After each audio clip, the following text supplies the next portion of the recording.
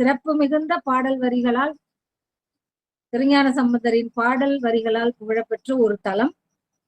இது நாகப்பட்டினம் வேளாங்கண்ணி அந்த சாலையில 5 கிலோமீட்டர் தொலைவில் வடக்கு பொய்கை நல்லூருங்கிற ஒரு ஊர் இருக்கு. அது சித்தர் தலங்களால் உள்ளது. அங்கே ஒரு சிவத்தலமும் வைப்புத்தலம், தேவார வைப்புத்தலம் ஒன்றும் அந்த இடத்திலும் அமைந்திருக்கிறது.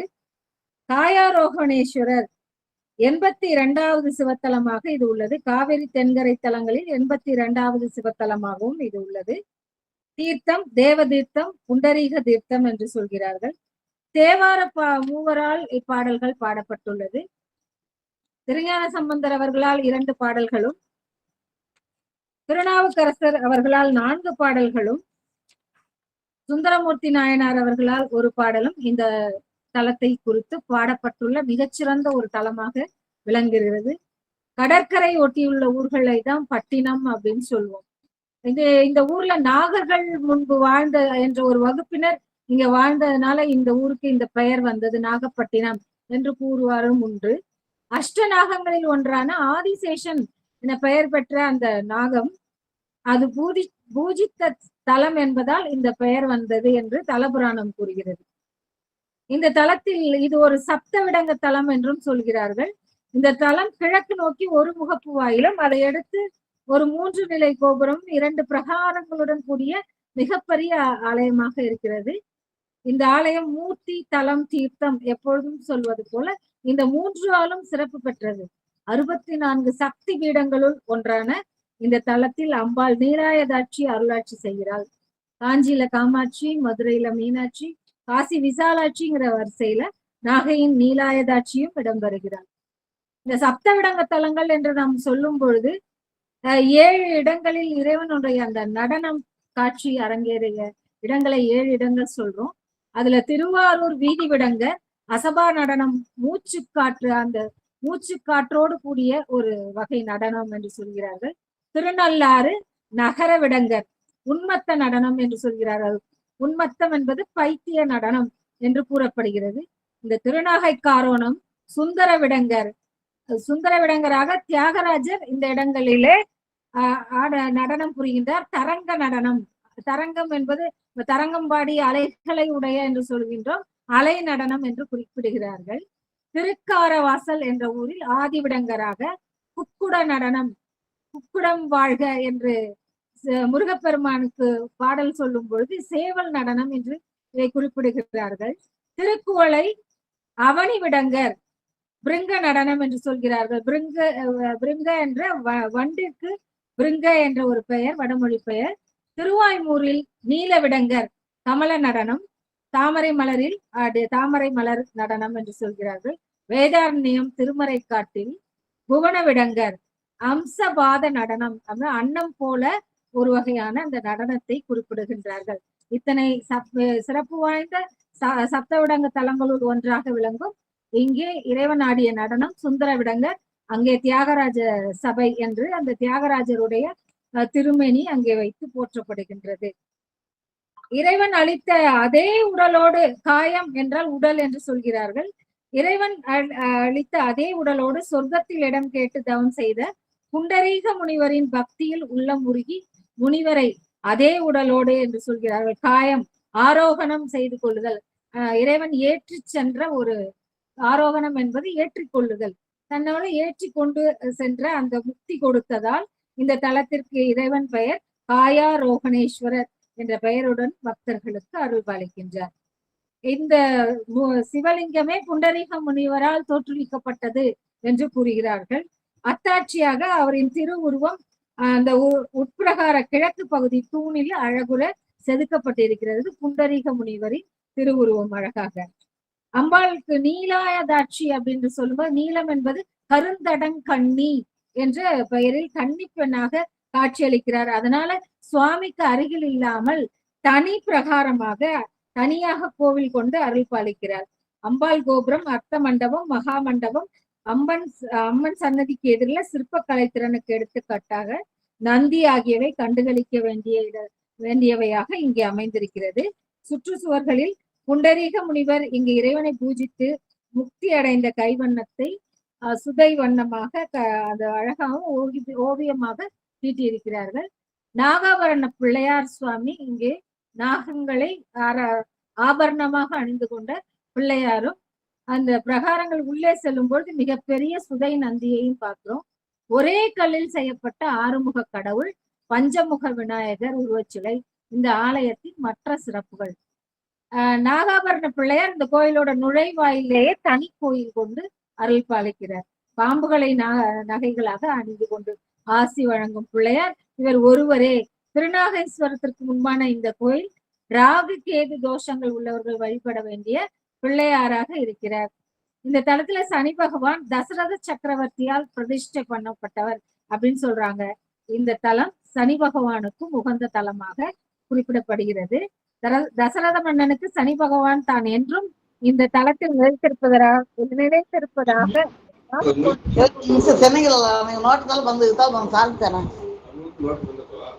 இந்த தல புராணம் விவரிக்கிறது.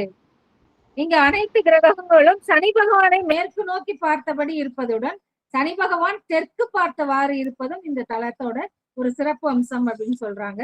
ஆலயத்தின் தீர்த்தங்களாக கோவிலுக்கு மேற்கில் புண்டரீக தீர்த்தமும் முக்தி மண்டபமும் அருகில் தேவ தீர்த்தமும் இருக்கு. இந்த தலம் ஒரு திருப்புகழ் தலமாகவும் சிறப்பு பெற்றது. தனி சந்நிதியில் ஒரே கல்லினாலான ஆறுமுக பெருமான் 12 கரங்களுடன் மயில் மீது அமர்ந்த திருக்கோலத்தில் கிழக்கு நோக்கி எழுந்தருளி இருக்கின்றார். தேவியர் இருவரும் அருகில் காட்சி தருகின்றனர். திருப்புகழில் 3 பாடல்கள் இடம்பெற்றிருக்கிறது. இந்த தலத்தை நினைக்கும் பொழுது பெரிய புராணத்தில் அதிபத்த நாயனார் புராணத்தை நம்மால நினைக்காம இருக்க முடியாது. அது இந்த பாடல்களை சிந்திக்கும் பொழுது கூடவே இணைந்து இறைவன அதிபத்த நாயனார் அவர்களையும் நாம் சிந்திப்போம். இந்த சிவபெருமான் திருக்கோயிலுக்கு பக்கத்திலே அமுதீசர் திருக்கோயில் என்று, அது அமுதீசர் திருக்கோயில் என்பது அதிபத்த நாயனாருடைய திருக்கோயிலை குறிப்பிடுறாங்க. இது இந்த அருகில் உள்ள ஒரு கோவிலாகவும் இருக்கிறது. தைலையும் காசியையும் போல இந்த தலம் முத்தி மண்டபம் என்பதை தனக்குள் கொண்ட ஒரு மண்டபங்களை தனக்குள் உடையதாகவும் இருக்கிறது. சேக்கிழார் பெருமான் குறிப்பிடும் நாகப்பட்டின திருநகர நுழைப்பாடி என்பது நம்பியார் நகர் அப்படிங்கிற பேர்ல வழங்கப்படுகிறது. அந்த அதிபத்த நாயனாருடைய அந்த வாழ்ந்த அந்த போல சொல்றாங்க. இங்க உள்ள ரதம் கண்ணாடி தேர் அப்படின்னு சொல்றாங்க. ஒரு காலத்துல சோழ மன்னர்களுடைய தலைநகரங்களும் ஒன்றாகவும் திருநாகை இருந்திருக்கிறது. குறுந்தொகை பாடல்கள்ல நன்னாகையார் என்று குறிப்பிடுபவர் இந்த திருநாகையில பிறந்திருக்கிறாங்க. இந்த தலத்துல விழாக்கள் என்னென்ன சிறப்பா இருக்கும் அப்படின்னு சொன்னா, வைகாசி பிரம்மோற்சவம், ஆடி தை மாச அமாவாசை விசேஷங்களும், மாசி மகம் அதிபத்த திருவிழா, இது எல்லாமே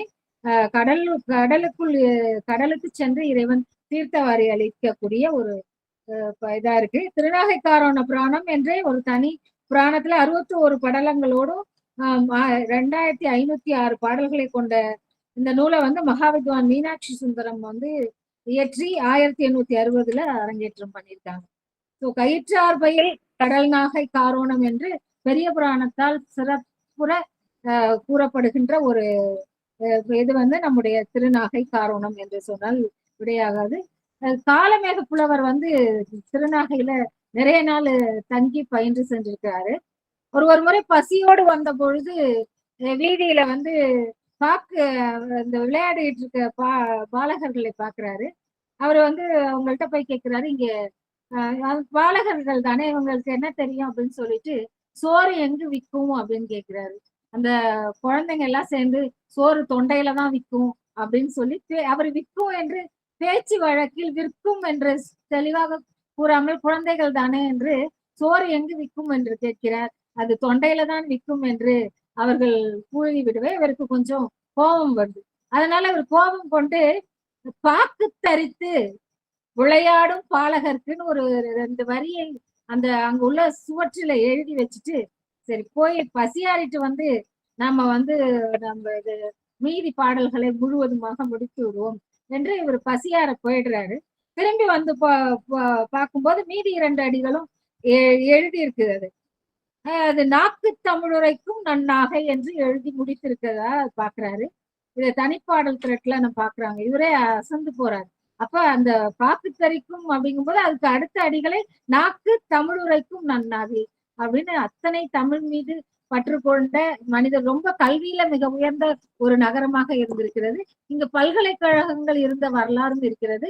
அதை வரலாற்று நோக்கில் பார்க்கும்பொழுது அதனுடைய விவரங்கள் காண கிடைக்கிறது.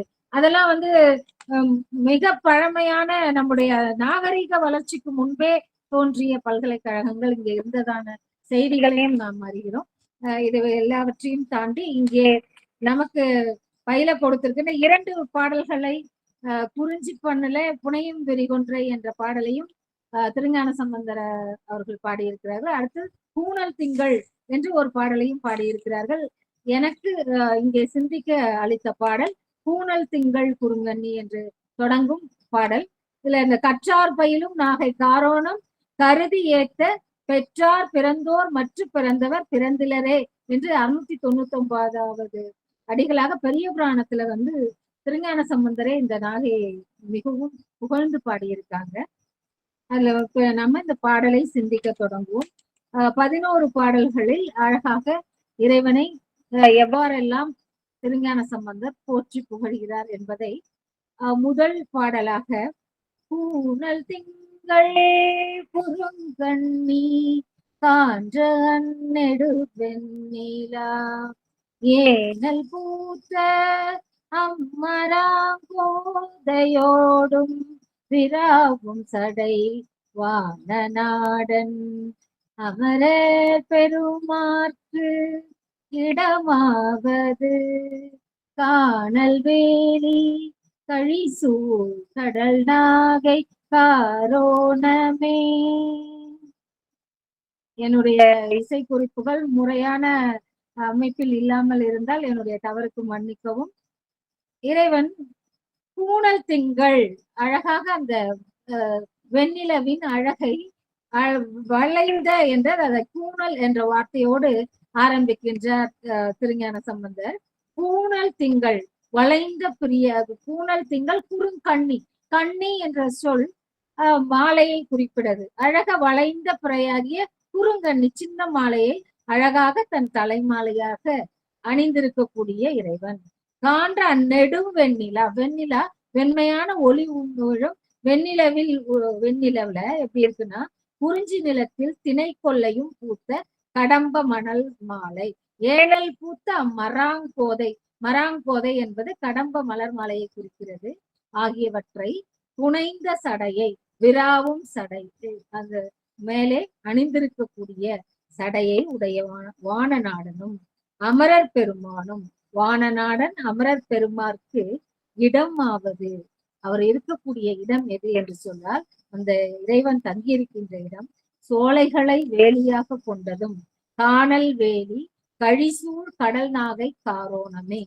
இந்த சோலைகளை வேலியாக கொண்டதும் உப்பங்கழிகளை, அங்க வந்து அந்த நதிகளும் கடல் நீரும் நதியும் இந்த இணைகின்ற இடங்களிலே உப்பங்கழிகள் இருக்கு, அதை உடையதுமாகிய கடல் நாகை காரோணம் என்று சொல்றாங்க. இல்ல வேயுறு தோழி பங்கன் விடமுண்ட கண்டன் என்ற அந்த பாடல்லையும் நாம வேயுறு தோழி விடமுண்ட கண்டன் மிக நல்ல வீணை தடவி மாசரு திங்கள் கங்கை அப்படின்னு சொல்லுவார். அந்த முழு நிலவுல வந்து அந்த மாசு குற்றம் தெரியும், ஆனா அந்த பிறை நிலவு அழகான ஒளி உமிழக்கூடிய மிகச்சிறிய நிலவாக இருந்தாலும் வெண் திங்கள் அதுல இருக்கக்கூடிய குறைகள் நமக்கு தெரிவதில்லை. ஆனா இந்த இடத்துல அது வளைந்த வெண்ணிலவு என்பதை பாடல் வழியாக பூனல் திங்கள் என்று திருஞான சம்பந்தரை அவர்கள் குறிப்பிடுகிறார்கள். வளைந்த புறையாகிய சிறிய தலைமாலை பூனல் திங்கள் குறுந்தண்ணி கான்ற அந்நெடு வெண்ணிலா ஏனல் பூத்த அம்மராங்கோதை, அந்த குறிஞ்சி நிலத்துல வெண்ணிலவுல அழகாக குறிஞ்சி நிலத்தில் திணை கொள்ளையில் பூத்த கடம்ப மலர் மாலை, இறைவன் சூடி இருக்கின்ற மாலை. இந்த நிலம் வந்து நெய்தல் நிலமாக இருந்தாலும் அங்கே இறைவன் சூடி இருக்கின்ற மாலை குறிஞ்சி நிலத்திலே பூத்திருக்கக்கூடிய கடம்ப மலர் மாலை. இது நிலங்களோடு அந்த மலர்களும் பூத்திருக்கிறது. அதை இறைவன் எப்படி சூடி இருக்கிறாரு, குறிஞ்சி மலர் நிலத்துல பூத்த ஒரு மாலையை அவர் புனைந்த சடை, அதை அணிந்த இறைவன் வானநாடன் அமரர் பெருமான், அவர் தேவர்களுக்கெல்லாம் தலைவன். இறைவர் அப்படி இருக்கின்ற இறைவனுக்கு இடமாவது சோலைகளை வேலியாக கொண்டதும், அங்கு சுற்றி இருக்கின்ற காவலாக இருக்கக்கூடியது சோலைகளே காவலாக இருக்கிறது, உப்பங்கழிகளை உடையதுமாகிய கடல் நாகை காரோணம் என்று திருஞான சம்பந்தர் அவர்கள் தெரிவிக்கிறார்கள். இரண்டாவது பாடலில் விலங்குகள் ஒன்று சிலையாம் அதில் 3 உடன் வீட்டினான் இலங்கு கண்டத்து எழில் ஆமை பூண்டார்க்கு இடமாவது மலங்கி ஓங்கி வரு வெண்துறை மல்கிய மால் கடல் கலங்கள் ஓதம் கழிசூழ் கடல் நாகை காரோணமே.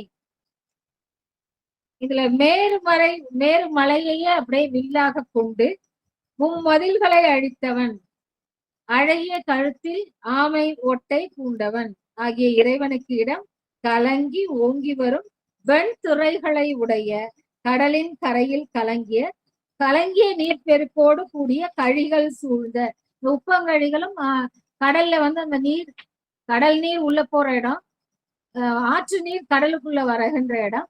இது இரண்டுக்கும் வெவ்வேறு பெயர்களை சொல்றாங்க. இந்த இடங்களிலே இணைந்திருக்க அந்த இடங்கள் எப்படி இருக்குன்னா இரண்டும் இணையும் பொழுது ஒரு கருமை நிறைந்த ஒரு மணல் பாங்கால இடமாக அது ஆற்று நீரும் அந்த கழிசூழ் அந்த இடம் தோன்றுகிறது. அந்த இடத்திலே கடல் நாகை, அப்படியாப்பட்ட கடல் நாகை அப்படின்னு சொல்றாங்க. விலங்கல் ஒன்று, விலங்கல் என்று சொல்றது மேருமலை, பெரிய மேலும் மேருமலையை சிலையாம் அந்த அழகான சிலை என்று சொல்வது இந்த இடத்துல வில்லாக கொண்டு என்று மேருமலை ஒன்றை வில்லாக கொண்டு சிலையாம் மதில் 3 மதில்களை அழித்தவன். சிவபெருமான் 3 மதில்கள் முப்புறங்களை எரித்தவன், 3 மதில்களை அழித்தவன். உடன் வீட்டினான் இலங்கு கண்டத்தை, அந்த 3ஐயும் என்ன பண்றாரு இறைவன் அழித்தவன். அந்த இலங்கு கண்டத்து அழகிய கழுத்திலே எழில் ஆமை பூண்டார்க்கு, அவர் கழுத்துல அணிந்திருக்கக்கூடிய ஒரு மாலை எப்படி இருக்குன்னா ஆமை ஓட்டினை மாலையாக அடிது. என்போடு கொம்போடு ஆமை இவை மார்பிலங்க என்று வேயுறு தோழி பங்கன் என்ற இதுல கோளறு பதிகத்திலே திருஞான சம்பந்தர் குறிப்பிடுகிறார். என்போடு கொம்போடு ஆமை என்ற அந்த வார்த்தையை இங்கேயும் நம்ம சிந்திக்கும் போது நம்ம நினைவுக்கு வருகிறது. எழில் ஆமை பூண்டார்க்கு இடமாவது மலங்கி ஓங்கி அவ்வரு வெண்திரை மல்கிய மால் கடல் கலங்கள் ஓதம் கழிசூழ் கடல் நாகை காரோணமே. கலங்கி அது இரண்டும் இணையறதுனாலையும் இந்த பெரிய பெரிய அலைகள் அந்த கடலை கலக்கிக்கிட்டு இருக்கு. அது வெடித்து வருகின்ற அந்த திரைகள், அதோடைய நுரைகள் எப்படி இருக்குன்னா வெண்மையாக இருக்கு. இந்த கடலின் கரையில் கலங்கிய நீர் பெருக்கோடு, இந்த நீர் பெருக்கு எப்படி இருக்குன்னா கலங்களாக இருக்கிறது. அதைத்தான் வெண்திரை மல்கிய மால் கடல் கலங்கள் ஓதம் கழிசூழ் கடல் நாகை காரோணமே என்று சொல்கிறார்கள். மூன்றாவது பாடலிலே வெறிகொள்ளாரும் கடல் கைதை நெய்தல் விரி பூம்பொழில் முறிகொள் ஞாழல் முடப்புன்னை முல்லை முகை வெண்மலர் நரைகொள் கொன்றை நயந்து ஓங்கு நாதற்கு இடமாவது கரைகொள் ஓதம் கழிசூழ் கடல் நாகை காரோணமே. வெறிகொள் ஆறும், இந்த தளிர்களோடு கூடிய ஞாழல் மலர், இதுல நிறைய மலர்களை அப்படியே சொல்லிக்கிட்டே வராரு. அந்த சின்ன சின்ன அழகிய வெறிகொள் ஆறும் கடல் கைதை, அந்த தாழை மலர்கள் அங்க எல்லா இடங்களிலும் பூத்திருக்கிறது. ஞாழல் மலர், தளிர்களோடு கூடிய ஞாழல் மலர், வளைந்த புன்னை மரத்தில் பூத்த மலர்கள், அதுதான் நெய்தல் விரி பூம்பொழில் முறிகொள் ஞாழல். ஞாழல் என்று சொல்கின்ற சொல்லோடு முடப்புன்னை, வளைந்து இருக்கக்கூடிய புன்னை மரத்தில் பூத்த மலர்கள். முல்லை முகை வெண்மலர், அந்த முல்லை அரும்புகள் வெள்ளிய அழகிய அரும்புகளை உடையதாக இருக்கக்கூடிய முல்லை அரும்புகள்.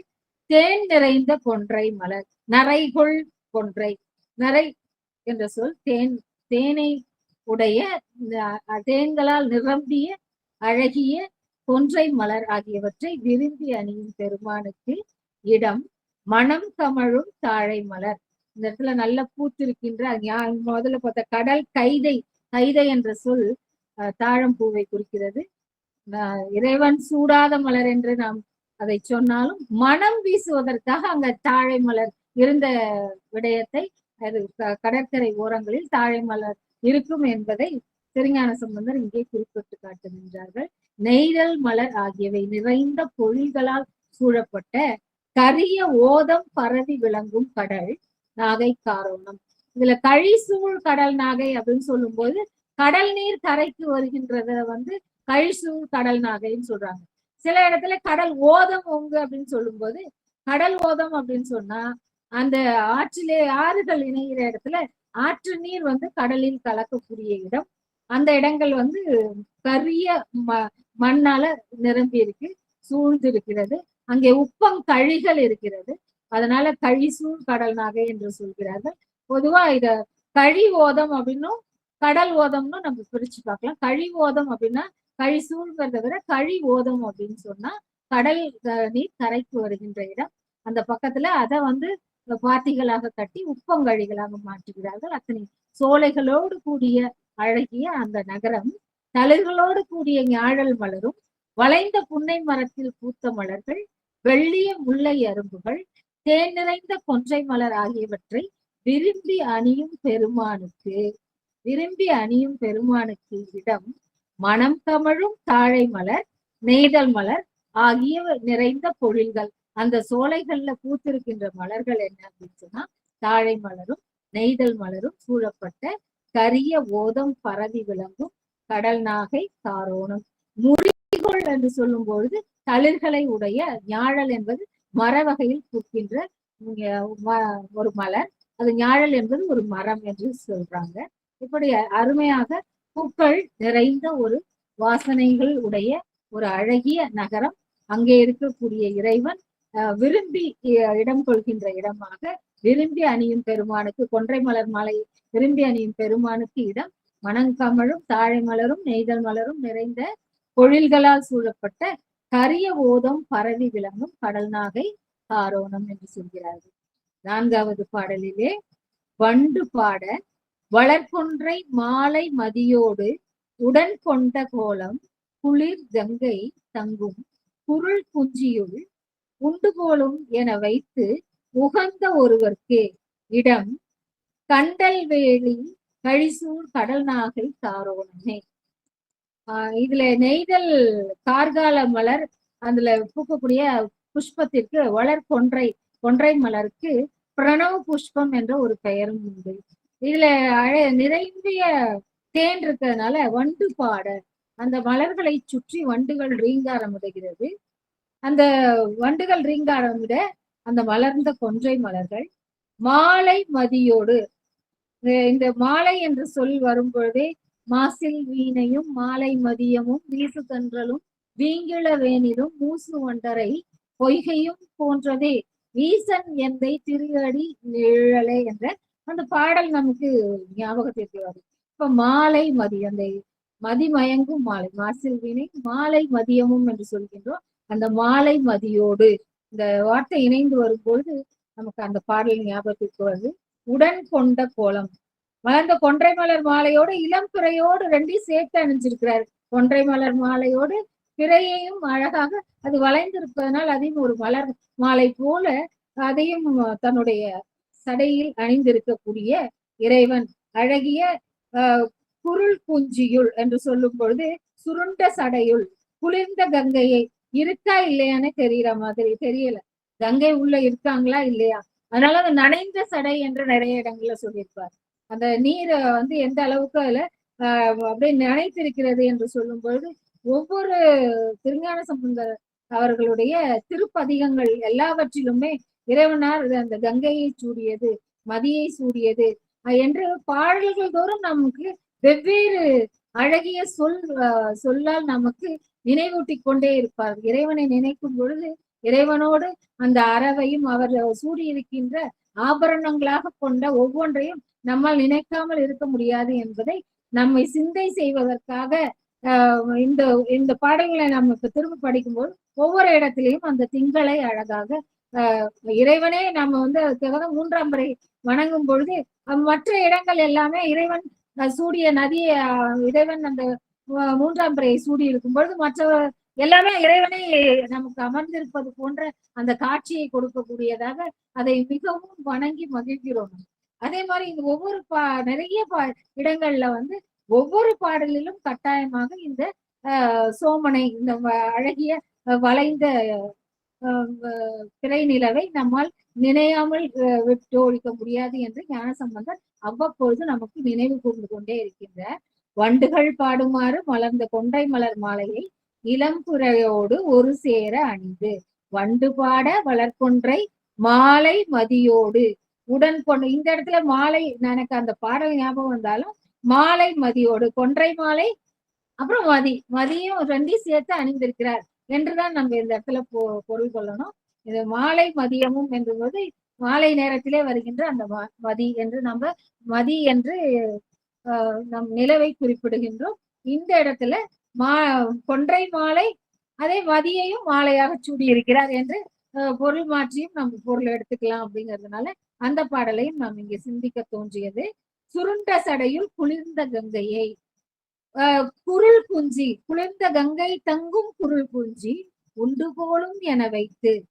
வெளியில தெரியாம அது கறந்தவன் என்று சொல்லுவாங்க. அந்த மாதிரி அது கறந்தவன் என்றால் கரத்தல் என்றால் மறைத்தல் என்ற பொருள் உண்டு. அப்படி இறைவன் கங்கையை மறைத்து வைத்ததாக நமக்கு இருக்கா இல்லையா என்று சந்தேகப்படும்படியாக உண்டு போலும் என வைத்து உகந்த ஒருவர்க்கு இடம். அது நதியோடு கொன்றை மாலை முடிசூடி அப்படின்னு சொல்லுவார் அந்த கோளர் பதிகத்திலே. நதியோடு கொன்றை மாலை சூடுகின்ற என்று சொல்லும் பொழுது அந்த நதியும் அங்க சூடி இருக்கின்றார் இறைவன் என்ற பொருளை அந்த பாடலில தோன்ற வைக்கிறது. அப்படி என வைத்து உகந்த ஒருவருக்கு இடம் கண்டல் வேலி கழிசூழ் கடல் நாகை காரோணமே. இந்த தாழை வேலிகள் சூழ்ந்து இருக்கிறது. ஒரு இடத்துல சொல்லும் பொழுது இந்த நெய்தல் விரிப்பும் பொழில் என்று சொல்லும் பொழுது கலங்கிய நீர்பெருக்கோடு கூடிய கழிகள் சூழ்ந்த, குப்பங்கழிகள் சூழ்ந்த என்று சொல்லும் போது இந்த இடத்துல தாழை வேலியாக அமைந்திருக்கக்கூடிய நெய்தல் மலர் வேலியா இருக்கு, இங்க தாழை வேலியாக இருக்கு. இதெல்லாம் இந்த மலர்கள் எல்லாம் நீர் நிறைந்த நெய்தல் மலர்களாக இருக்கிறது. நெய்தல் நிறத்தில் மலர்களாக இருக்கின்றது. இந்த மலர்களை நாம் இறைவனோடு சேர்ந்து சிந்திக்கும் பொழுது முருகநாயனார் அவர்களையும் வெறிபத்த நாயனார் வரலாற்றிலே சிவகாமி ஆண்டார் அவர்கள் ஒவ்வொரு மலர்களாக பறித்து இறைவனுக்கு சூடிய அந்த கதையையும் நம்மால் மறந்துவிட முடியாது. அதுலேயும் ஒவ்வொரு பூக்களையும் அது கொடியில பூக்குது, கோட்டுப்பூ, கொடிப்பூ, நீர்ப்பூ, நிலப்பூ என்றும் அதை என்னென்ன மாலையாக அனுப்பி வைப்பது, கோவை, கிண்டை, தாம் மாலை, கண்ணி, பிணையல், தொடையல் என்று அந்த மாலைகளுடைய அமைப்பு முறைகளையும், அது காலையில சூடுகின்ற மாலையா, மதியம் சூடுவதா, அது மாலை வேளையில் சூடுவதா, இரவு சூடக்கூடிய அதற்கு என்னென்ன மலர்கள் எப்பப்ப கிடைக்கும் அதை சூடி கொடுப்பது, இப்படி ஒவ்வொரு நாயன்மார்ல இருந்து பெரிய புராணத்துல இருந்து இந்த மலர்கள் எல்லாம் நம்ம நினைவுக்கு வரும்பொழுது அவர்களும் இணைந்தே நம்மோடு வந்து விடுகிறார்கள். இதையும் தாண்டி ஒரு மிகவும் இறைவனுடைய திருநடனத்தை கண்டுகளிக்கக்கூடிய வியாக்கிரபாத முனிவர் அப்படின்னு சொல்லும் பொழுது புலியூர் என்ற ஊர் பெயர்ல எல்லாவற்றிலும் இருக்கக்கூடிய அங்கே தங்கும் இறைவனுக்கு வியாக்கிரபுரீஸ்வரர் என்ற பெயரை தான் நம்ம பார்க்கிறோம். ஏன் புலிக்கால் நகங்களோடு இந்த மலர்களை பறிப்பதற்காகவே அந்த கால் நகங்களை இறைவனிடம் வேண்டி பெற்றார்கள் என்று நாம பார்க்கிறோம். அப்ப புலிக்கால் வியாக்கிரபுரீஸ்வரராக இறைவன் அங்கே தங்குகின்றார். அந்த புலிக்கால் நகங்களோடு இறைவனோடு இருக்கின்ற அந்த வியாக்கிரபுரீஸ்வரையும் நாம் இணைந்து சிந்திப்பதற்கு இந்த மலர்கள் நமக்கு இடம் கொடுக்கின்றன. திருஞான சம்பந்தர் அவர்கள் நமக்கு கொடுத்த இந்த மலர்கள் அந்த இறைவனை வியாக்கிரபுரீஸ்வரை அத்திப்புலியூராக இருக்கட்டும், வெறும் புலியூர் என்று சொல்லக்கூடும் எல்லா இடங்களிலும் இருக்கும் இறைவனுக்கு வியாக்கிரபுரீஸ்வரர் என்று நான் அறிந்தவரை நான் அந்த தலங்கள்ல இருக்கிற இறைவனுக்கு இந்த பெயர்களை தான் நான் பார்க்கிறேன். அந்த அவர் இந்த திருநடன காட்சியை பார்க்கின்ற இருவருள் ஒருவராக அங்கே இருக்கின்றார். சோ வண்டுகள் அந்த முருகநாயனார் இத்தனை மலர்களை அழகாக சூடி பிரித்து கொடுப்பது போல இந்த மலர்கள் எல்லாம் இயல்பாகவே மலர்ந்திருக்கக்கூடிய இடத்தில் இங்க கடல் நாகை, கழிசூழ் கடல் நாகை காரோணமே, உப்பங்கழிகள் நிறைந்திருக்கக்கூடிய கடல் நாகை காரோணம் என்று சொல்கின்றார்கள். அடுத்து 5வது பாடல். வார்கொள் கோலம் முலை நங்கை நல்லார் மகிழ்ந்தேத்தவே நீர்கொள் கோலச் சடைநடு வெண் திங்கள் நிகழ்வு எய்தவே போர்கொள் சூழப் படைபுல்கு கையார்க்கு இடமாவது கார்கொள் ஓதம் கழிசூழ் கடல் நாகை காரோணமே. நல்லவர்கள் எல்லாம் மகிழ்ந்து ஏத்தும்படியாக அங்கே இருக்கக்கூடிய உமையம்மையை குறிப்பிடுகின்றார்கள். கச்சணிந்த தனங்களை உடைய வார்கொள் கோலம், அவள் அழகிய அவளுடைய மேலாடையின் சிறப்பை அழகாக சிறப்புரை இங்கே கூறுகின்ற நல்லவர் மகிழ்ந்தேற்றும் கச்சணிந்த தனங்களை உடைய உமையம்மையோடு கூடிய அழகோடு தன்மையான என்ற தண்ணீர் குளிர்மையான அழகிய சடையில் நீண்ட நிலா கதிர்களை, நிலவும் குளிர், அங்கே சூடியிருக்கின்ற மதியும் குளிர்.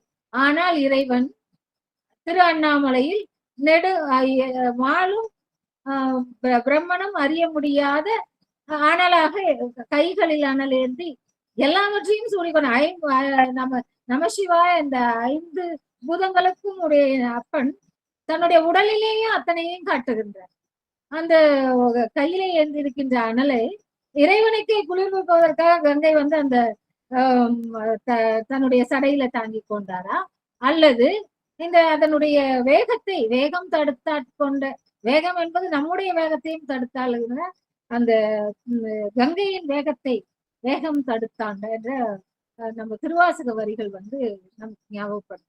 அப்போ ஒவ்வொரு சொல்லையும் நம்ம எடுத்தோம்னா ஒவ்வொன்றும் ஒவ்வொரு இடங்களுக்கு நம்ம கொண்டு போயிட்டு மீண்டும் நம்ம திருநாகை காரணத்துக்கு வர வேண்டியதா இருக்கு. ஒவ்வொரு வார்த்தையும் நம்ம எங்கேயோ இறைவனை நினைக்க நினைக்க நம்மை அழைத்து செல்வது அழகாக இருக்கின்றது. அப்படி அந்த உமையம்மையின் அழகை சொல்லிவிட்டு தன்மையான அழகிய சடையில் நீண்ட நிலாக்கதிர்களை பரப்பும் இளம்புரை, அது நிலவுக்குத்தான் எத்தனை பெயர்களை சூட்டுகின்றார். மலர்களுக்கும் கூட சூட்டுவதோடு கூட இளம்பிறை, பூனல் திங்கள், அழகிய வந்து குறைகளே இல்லாத இளம்புரை என்று வெண்புரை, இத்தனை அழகான குளிர் நிலவை அத்தனை அழகாக சொல்கிறார். விளங்க போடட்டும் சூழப்படையை கையின் கண் கொண்டு விளங்கும் சிவபெருமானுக்குரிய இடம் ஓதம் பெருகும் கரிய கழி சூழ்ந்த கடல் நாகை காரோணம் என்று சொல்கிறார். அப்போ நல்லவர் மகிழ்ந்தேற்றும்படியான உமையம்மையோடு கூடிய அழகியோடு தன்மையான அழகிய சடையில் நீண்ட நிலாக்கதிர்களை பரப்பும் இளம் பிறை விளங்க போர் உடற்றும் சூழப்படையினை, ஒரு கையில இருக்கக்கூடிய அந்த ஆயுதம் சூழப்படையை கையின் கண் கொண்டு விளங்கும்.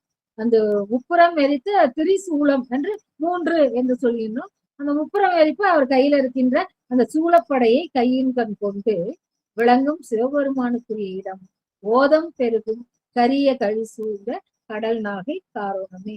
ஓதம் கழிசூழ் கடல் நாகை காரோணமே. இப்ப அவருக்கு இடம் கொள்வது கார்கொள் என்று மேகங்கள் போல கரிய அந்த கார்கொள் ஓதம் என்ற அவ்வளவு கருமையான ஒரு மேகத்தை போன்ற அந்த இடத்துல இருக்கக்கூடிய அந்த நீருடைய தன்மை எப்படி இருக்குன்னா கரிய கழி அப்படின்னு சொல்றாரு.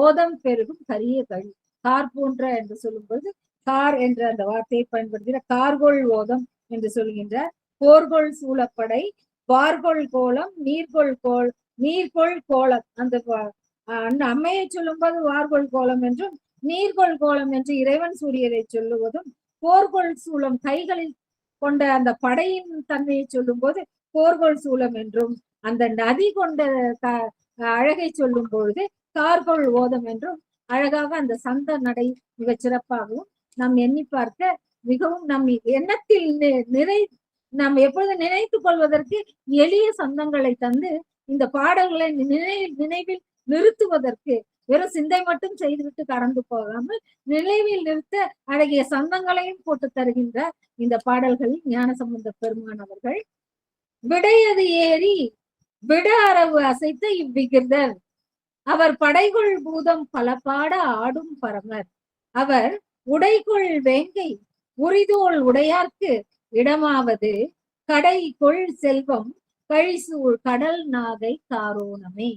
இல்ல விடை மீது ஏறி வருபவன், எப்பொழுதும் இறைவனை விடையேறும் பெருமான் என்று நாம் நம்முடைய எண்ணத்தில் நினைக்கும் பொழுது அம்மையப்பனாக பார்க்கும் பொழுது விடை மீது ஏறி வருபவனும், விடம் பொருந்திய பாம்பை இடையில் கட்டிய விகிர்தன் என்று சொல்லும் பொழுது எந்த கடவுளுக்கும் இல்லாத ஒரு தனித்தன்மை உடையவன்.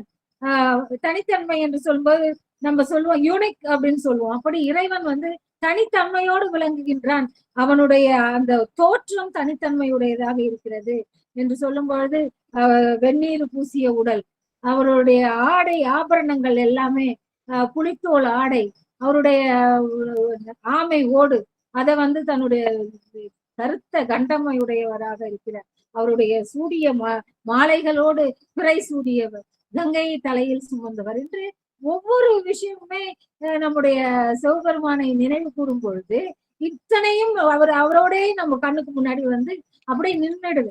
அந்த விடையது ஏறி விட அரவு அசைத்த அவருடைய கழுத்தை சுற்றி இருக்கக்கூடிய அரவும் அசைந்து கொண்டே இருக்கின்றது. இறைவன் மட்டும் நடனமாடவில்லை, அவருடைய அந்த அங்கத்திலே இடையிலே அந்த கச்சாக அணிந்த அந்த அரவும் அசைகிறது, அவருடைய கழுத்திலே அணிந்த அரவும் அசைகிறது. அதனால விட அரவு அசைத்த இவ்விகிர்தர் அவ்விகிர்தர் அவர் படைக்குள் பூதம் பல ஆடும் பரமர். அவருடைய படை எது அப்படின்னு சொன்னா பூதப்படையை உடையவர்.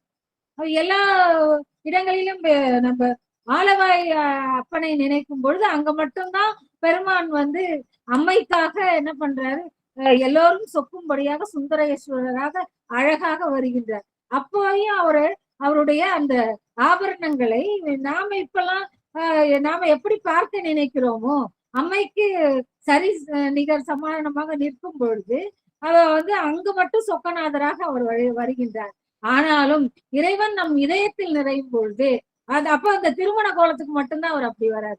ஆனா எல்லா இடங்களிலும் நம்முடைய இந்த இல்லங்களிலும் உள்ளங்களிலும் இறைவன் வரும்பொழுது நாம் எப்படி பார்க்கிறோம், விடையது ஏறி அந்த ரிஷபாரூடராக விடையது ஏறி விட அரவு அசைத்த விகிதர் அவர் படைகுள் பூதம் பல பாட ஆடும் பரமர். அந்த பூதங்கள் எல்லாம் பூதகணங்கள் எல்லாம் நந்தியம்பெருமான் வந்து தன்னுடைய எல்லோரும் இசை கருவிகளை கொண்டு இசைத்து கொண்டிருக்க அந்த பூதகணங்களுடைய அந்த இசைக்கு தகுந்தாற் போல் இறைவன் நடனம் ஆடுகின்றார். பல பாட பூதம் பல பாட ஆடும் பரமர் அங்கே திருநடனத்தை ஆடிக்கொண்டிருக்கின்றார் இறைவர். அவர் உடைக்குள் அவருடைய உடைகள் என்னவாக இருக்கு அப்படின்னா மானுக்குரிய இடம் வேங்கை உரிதோல் உடைய அந்த அமர்ந்திருக்கின்ற அந்த மானுடைய தோலை அவர் அதையும் அணிஞ்சிருக்காரு. அவருடைய மற்றும் ஒரு உடையாக இருக்கக்கூடியது புலித்தோலை உடையாக உடுத்தவன் ஆகிய சிவபெருமானுக்குரிய இடம் மீன்களாகிய செல்வங்கள் நிறைந்த கழி சூழ்ந்த கடல் நாகை தாரோணம். அந்த ஒரு ஊர்ல இருக்கிற இடம் எப்படி இருக்கு அப்படின்னு சொன்னா நிறைய மீனை செல்வமாக தரக்கூடியது. இங்கதான் நம்ம வந்து அதிபத்த நாயனாரை நாம நினைவு கூறக்கூடிய இடமாக இது இருக்கின்றது. தனக்கு எத்தனையோ எவ்வளவு மீன்கள் கிடைத்தாலும் அந்த மீனவர் இனத்திற்கே தலைவராக இருக்கக்கூடிய அதிபத்த நாயனார் என்ன பண்றார், தினந்தோறும் தனக்கு கிடைக்கும் மீன்களிலே ஒன்றை இறைவனுக்காக சமர்ப்பித்து அதான் திருமூலர் சொல்லும்போது சொல்லுவார் இல்லையா, உண்ணும் போது நம்ம சாப்பிடும் போது ஒரு கைப்பிடி உணவு வைக்கணும் அப்படிங்கும்போது பசிவிற்கு ஒரு வாயுரை, அப்ப இறைவருக்கு ஒரு பச்சிலை என்று சொல்லுவது போல அவரு தனக்கு கிடைத்த மீன்கள்ல ஒண்ணு எடுத்து அப்படியே கடல்ல விட்டுட்டு அவரு எப்பொழுதும் வந்து மீத மீன்களை தான் மற்றவர்களுக்கு பகிர்ந்து அளித்து தன்னுடைய அந்த தலைவரா இருக்கின்ற நிலையில எல்லாருடைய குடும்பங்களுக்கும் சரிநிகர் சமமானமா பிரிச்சு கொடுத்து ஒரு மிகப்பெரிய ஒரு வாழ்க்கையை வாழ்ந்து வந்திருக்கின்றார். ஆனால் இறைவனுடைய திருவிளையாடல் வரும் பொழுது அவருக்கு கிடைத்த மீன்களும் ஒன்றை கட்டாமல் கொஞ்சம் கொஞ்சமா மீன்கள் கிடைப்பதே ரொம்ப காலம் கிடைக்கவே மாட்டேங்குது. இப்பெல்லாம் நம்ம தடைக்காலம் என்று போட்டு அந்த மீன்களுடைய அவற்றின் இனப்பெருக்க காலத்தை நம்ம தடைக்காலம் என்றெல்லாம் கடலின் வளம் காப்பதற்காக எல்லாம் இப்பெல்லாம் பிரிச்சு வைக்கிறாங்க. அப்ப அந்த காலத்திலே இறைவன் அதை தடைக்காலமாக அதிபத்த நாயனாருக்கு கொடுத்துட்டாரோ என்னவோ தெரியல, அவருக்கு மீன்களே அப்ப கிடைக்கல. எல்லாம் அவை எல்லாமே வந்து கருவுற்று இருந்த காலம், அதனால இவருக்கு இப்போதைக்கு மீன்கள் கொடுக்க கூடாதுன்னு இறைவன் கொடுத்த தடைக்காலமோ என்னவோ அவருக்கு அப்ப மீன்களே கிடைக்கவில்லை. ஒவ்வொரு நாள் போறாரு, ஏன்னா பசி பட்டினியா இருக்கக்கூடிய தன்னுடைய மனைவி மக்கள் மட்டுமல்லாது தன்னுடைய குலம் அந்த இனத்திலே இருக்கக்கூடிய அனைவருமே இப்படி இருக்கும் பொழுது எத்தனையோ முறை சென்று வெறுங்கையோடு திரும்பி வருகின்ற நாட்களே கிடைத்தற்கரிய ஒரு மிகப்பெரிய கோடி சூரியனுடைய ஒளி நிரம்பிய ஒரு மீனும் அதன் மேலே இருக்கக்கூடிய அந்த பதித்த கற்கள் ஒவ்வொன்றும் ஒரு அழகிய கற்களால் பதித்த ஒரு பெரிய மீன் கிடைக்குது. அதை வச்சுட்டு இருந்தா எத்தனையோ இவங்களுக்கு வாழலாம் அப்படிங்கிற மாதிரி பெரும் செல்வத்தை கொண்டு வரக்கூடிய அந்த மீன், அது ஒற்றை மீன் மட்டும்தான் கிடைக்கும். அந்த ஒற்றை மீனையும், அது ஒன்று என்றால் அது இறைவனுக்குத்தான், அவன் ஏகன், அவனுக்கு ஒன்ன கொடுத்துடணும் அப்படிங்கிறது எல்லாவற்றிற்கும் இறைவன் ஒருவனே. அந்த ஏகனுக்கு அநேகனாகவும் நிற்கக்கூடிய அவனுக்கு அந்த ஒற்றை மீனையும் தாரை வார்க்கின்றார். அந்த இடத்துல அதை தூக்கி கொடுத்துடுறார், அந்த ஒற்றை மீனையும் கொடுத்துறார். அப்போ எந்த அளவுக்கு இறைவன் மீது மட்டும் பற்று வைத்து, பற்றுக பற்றற்றான் பற்றினை பற்றுக பற்று விடற்கு என்று சொல்லுவார்கள். அப்ப அவருடைய பற்று முழுவதும் இறைவனுடைய திருவடிகளாகவே இருக்கிறது. இப்ப திருவள்ளுவர் சொல்ற மாதிரி பற்று விட்டுடணும் அப்படின்னா இறைவன் மீது மட்டும் பற்று கொண்டு தனக்கு கிடைத்த அந்த ஒரு மீனையும், செல்வத்தின் மீது அவருக்கு பற்று இல்லை, எல்லாரையும் காப்பாத்தி தான் ஆகணும், ஆனா அந்த ஒரு மீனையும் அங்க விட்டுட்ட அந்த மிக பெரும் நாயனாருடைய அந்த வரலாறு சொல்லக்கூடிய மீன்களாகிய செல்வங்கள் நிறைந்த கழி சூழ்ந்த கடல் நாகை காரோணம் என்று சொல்றார். இப்ப விடையது ஏறி விடரவு அசைத்த இவ்விகிர்தர் அவர் படைகொள் பூதம் பல பாட ஆடும் பரமர் அவர் உடைகொள் வேங்கை உரிதோல் உடையார்க்கு இடமாவது கடைகொள் செல்வம் கழிசு கடல் நாகை காரோணமே. இந்த அதிபத்த நாயன் வரையும் நமக்கு இங்கே நினைக்கும்படியாக இந்த மீன் என்ற செல்வம், மீன் அவங்களுக்கு அது எது செல்வம் என்று சொன்னால் மீன். அதிலும் கிடைத்தற்கரிய செல்வத்தையும் அவர் அங்கே இழக்கின்றார். அதை இறைவனுக்கே இழக்கவில்லை, அது இறைவனுக்காக அர்ப்பணிக்கின்றார். அதனால அப்போ அதிபத்த நாயனாரை ரிஷபா விடை அது ஏறி இறைவன் தனக்குள் ஆட்கொள்கின்றான் என்று நம்ம பார்க்கிறோம். அந்த விடை மீது ஏறி வருபவனும் விடம் பொருந்திய பாம்பை இடையில் கட்டிய விகிர்தன் என்ற சொல், அவர் தனித்துவமானவர், நம்முடைய இறைவர். படைகள் பாட ஆடும் பரமனும் புலித்தோலை உடையாக உடுத்தவனும் ஆகிய சிவபெருமானுக்குரிய இடம் மீன்களாகிய செல்வங்கள் நிறைந்த கழி சூழ்ந்த கடல் நாகை காரோணம் என்று பார்க்கின்றோம். அடுத்து 7வது பாடலில் பொய்து வாழ்வார் மனம் பாழ்படுக்கும் மலர் பூசனை செய்து வாழ்வார் சிவன் சேவடிக்கே செல்லும் சிந்தையார் எய்த வாழ்வார் எழில் நக்கர் எம்மார்க்கு இடமாவது கைதல் வேலி கழிசூர் கடல் நாகை காரோணமே. இந்த பாடலில நம்ம மனசுல இருக்கக்கூடிய அந்த பொய்மை என்ற எண்ணங்கள் நிறைந்து வாழக்கூடியவருக்கும், சிவன் சேவடிக்கே சிந்தைய உடையவராக மலர்களை தூவி பூசனை செய்து வாழக்கூடிய அடியவர்களுக்கும், அவர்கள் 2 பேருக்குமே இறைவன் கிடைப்பவனாகத்தான் இருக்கிறான். எய்த வாழ்வாராகிய அழகிய பெருமானுக்கு, இவர்கள் 2 பேருக்கும் கிடைக்கக்கூடிய இறைவன் அவரை வாழக்கூடிய இடம் தாழை வேலியை உடைய உப்பங்கழிகளையும் உடைய கடல் நாகை காரோணம். கைதல் வேலி என்ற இந்த இடத்துல கைதல் என்ற சொல் நமக்கு தாழை மலரை நினைவூட்டுகிறது. இதற்கு முன்பே ஒரு முறை நாம தாழை மலரை வேறொரு கைதை என்ற சொல்லலையே நாம் முன்னமும் பார்த்திருக்கோம். கைதை என்று பார்த்தோம், இது கைதல் வேலி என்று சொல்லியிருக்காங்க. பொய்து வாழ்வார் மனம் பாழ்படுக்கும் மலர் பூசனை செய்து வாழ்வார் சிவன் சேவடிக்கே செல்லும் சிந்தையார். இந்த 2 விதமான மனங்களை உடையவர்கள், மனதை பாழ்படுத்தி வாழும் பொய்மை வாழ்வுடையாரும், சிவன் சேவடிக்கே செல்லும் சிந்தையராய் மலர் தூவி பூசனை செய்து வாழடியவரும் தம்மை எய்த வாழ்வாராகிய, அங்க போய் அவங்க பார்க்கும்படியாக அழகிய அந்த எழில் நக்கர், எழில் என்றால் அழகிய பெருமான், அழகிய எழில் நக்கர் என்பது அழகிய பெருமானுக்கு இடம் எம்மார்க்கு இடமாவது கைதல் வேலி கழிசூர் கடல் நாகை காரோணமே. தாழை மலர்களை வேலியாக உடைய அந்த உப்பங்கழிகளுக்கு உடைய கடல் நாகை காரோணம் என்று சொல்கிறார்கள். அடுத்த பாடல் 8வது பாடல்கள். 10 இரட்டி திரள் தோல் உடையான் முடி 10 இரட்டி விரலால் அடர்த்தார்க்கு இடமாவது மை திரட்டி வருவன் திரை மல்கிய மால்கடல் கத்தி உரட்டும் கழிசூர் கடல் நாகை காரோணமே. இந்த பாடல்ல எப்பொழுதும் ராவணனை தன்னுடைய பாடல்களை சுட்டி காட்டும் திருஞான சம்பந்தர் இங்கே 8வது பாடலிலே 20 தோள்களை உடைய என்று சொல்கிறார். 10 2 20 என்று நாம் சொல்வது போல 10 இரட்டி திரள் தோல் உடையான் 20 தோள்களை உடைய முடி 10 இர இர அவனுடைய முடிகள் 10, ராவணனுடைய 10 தலைகள். 10 தலைகளும் அது எல்லாமே வச்சு அப்படி நெறியும்படியாக வச்சு ஒரே ஒரு இந்த கட்டை விரலால் அழுத்தி என்று சொல்ல 10 இரட்டி திரள் தோல் உடையான் முடி 10 இரட்டி விரலால் அடர்த்தார்க்கு, விரலால் அடர்த்தார்க்கு, அழகிய அந்த சிவந்த கால் விரல்களை வைத்து அழுத்தி அடர்த்த பெருமானுக்கு அவர் வாழ்கின்ற இடம் எது அப்படின்னு சொன்னாங்க.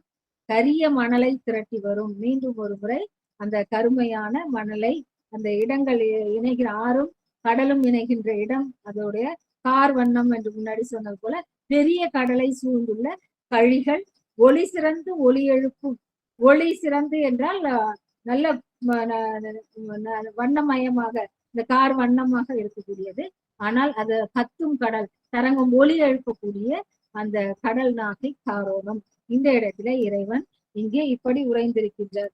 10 இரட்டி திரள் தோல் உடையான் முடி 10 இரட்டி விரலால் அடர்த்தார்க்கு இடமாவது மை திரட்டி, மை என்றால் கருமையான என்ற சொல்லை குறிக்கக்கூடியதாக இருக்கிறது. மை திரட்டி அந்த வரு வெண் திரை, இங்க கருப்பு முரண் தொடை வர மாதிரி கருமை வெண்மை இரண்டையும் கொடுக்குறாங்க.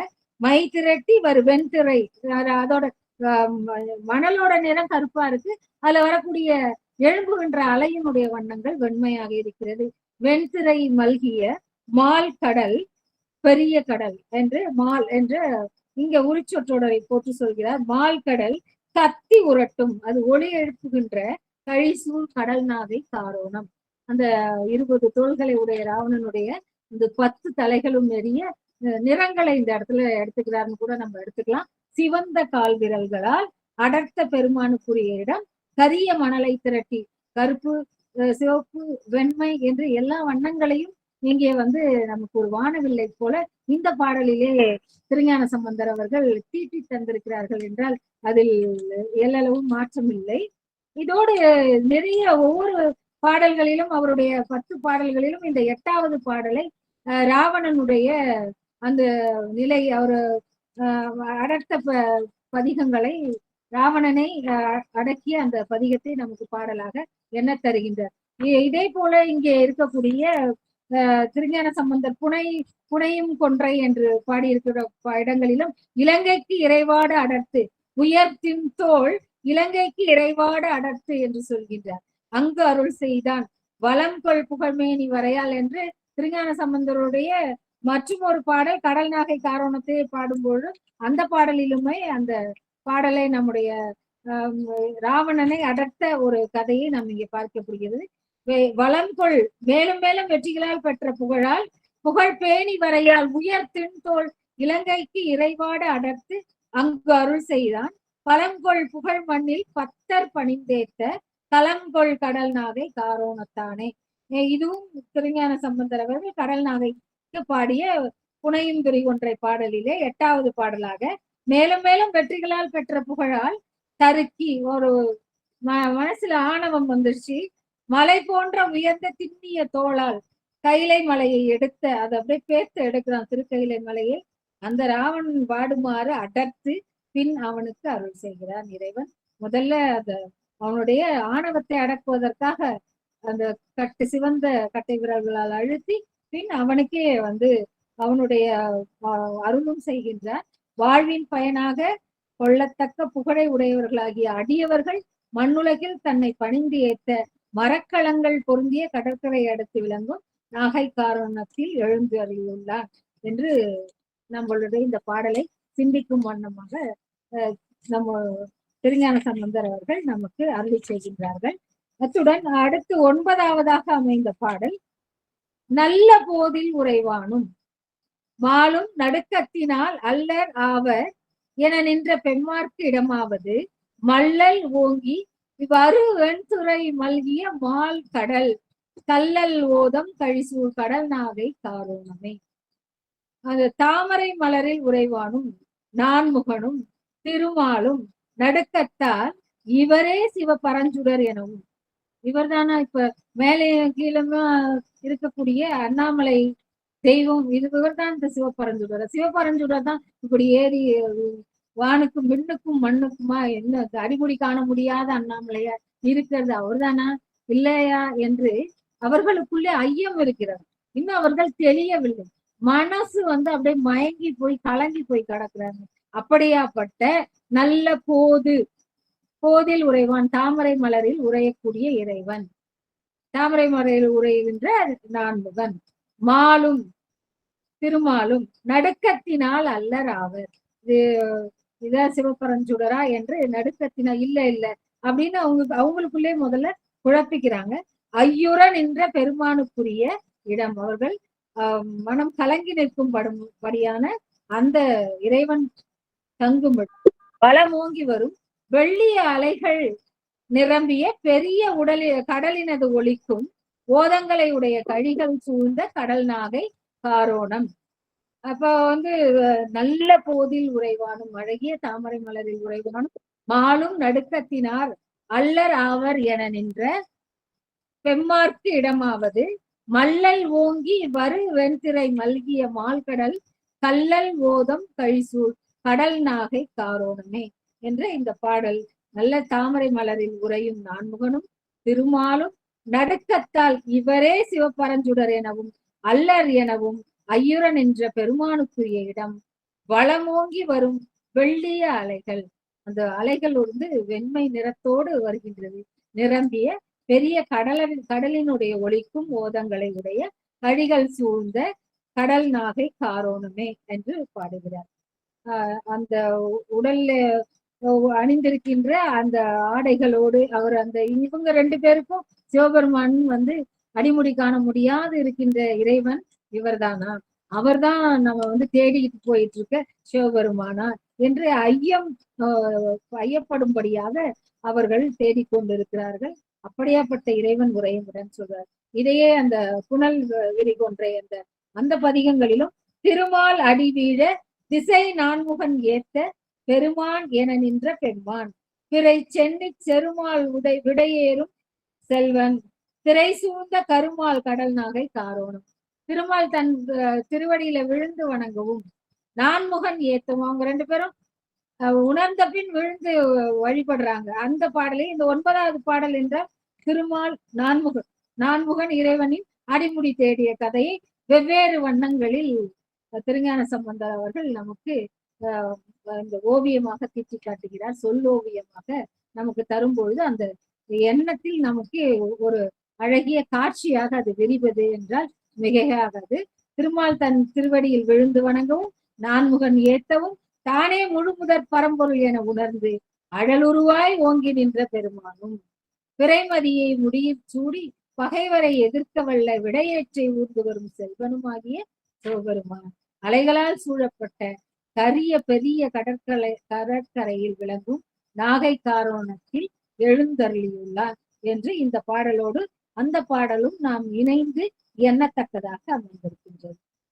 அடுத்து 10வது திருப்பாடலிலே உயர்ந்த போதின் உருவத்து உடை விட்டு உழல்வார்களும் பெயர்ந்த மண்டை இடுபிண்ட மாவுண்டு உழல்வார்களும் நயந்து காணா வகை நின்ற நாதற்கு இடமாவது கயம்புள் ஓதம் கழிசூழ் கடல் நாகை காரோணமே.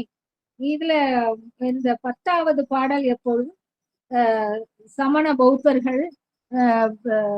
பௌத்தர்களை அவர்கள் இறைவனுக்கு எதிராக செய்த செயல்பாடுகளை, நம்முடைய சைவத்திற்கு எதிராக நடந்து கொண்ட முறைமைகளை இங்கே முறையாக வைத்து 10வது பாடலில் எப்பொழுதும் ஞானசம்பந்தர் சிந்திக்க வைக்கின்றார்.